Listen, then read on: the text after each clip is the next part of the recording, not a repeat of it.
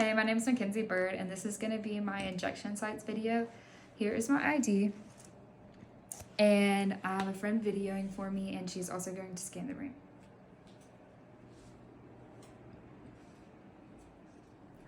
Alright, so the first injection site I'm going to do is the dorsal lateral aspect of the upper arm. It is located on the upper arm on the back side, and it is also on the lower part of the upper arm, and it is below the midline. And so to locate it, you're going to do three finger lengths above the olecranon process and 3 finger breadths below the midpoint. And so that would be your little rectangle. And it is a subcutaneous injection, and it is given at a 45 or 90 degree angle, depending on the subcutaneous tissue and the needle length. So the next one is going to be the deltoid. This is a intramuscular injection, and it is located below the acromion process, and this is her acromion process, and it's 3 finger lengths below, and you make your V, and so it would be right here.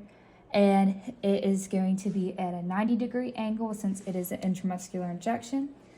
The next one is going to be abdominal, so I'm going to have my patient lay down and pull up her shirt. All right, so for abdominal, it is a subcutaneous injection, and it is going to be given 2 inches away from the umbilicus all the way around.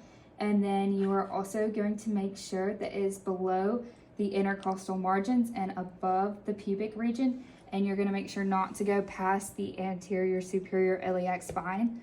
With that, you are going to have a U shape right about there. And this is given for things like insulin and heparin that need to be given a lot of times to a specific patient. It is also given at a 45 or a 90 degree angle, depending on the needle length and the subcutaneous tissue. So the next thing that I'm going to ask my patient to do is to roll over to their side facing me. And the next one I'm going to do is I'm going to give the ventrogluteal injection site. So this is a intramuscular injection, and it is located at the greater trochanter, so right about here. And you're going to have the thumb facing the groin, your index finger facing the anterior superior iliac spine, and your second finger facing towards the iliac crest. And you make your V right here, and you're going to check to make sure that there's good muscle, and it would be given at a 90 degree angle. The next one is going to be your vastus lateralis. This is an intramuscular or subcutaneous injection. For intramuscular, it's typically a drug that causes irritation, and also just needs to be injected at a deep muscular site. And then for subcutaneous, it's located on the anterior of the thigh.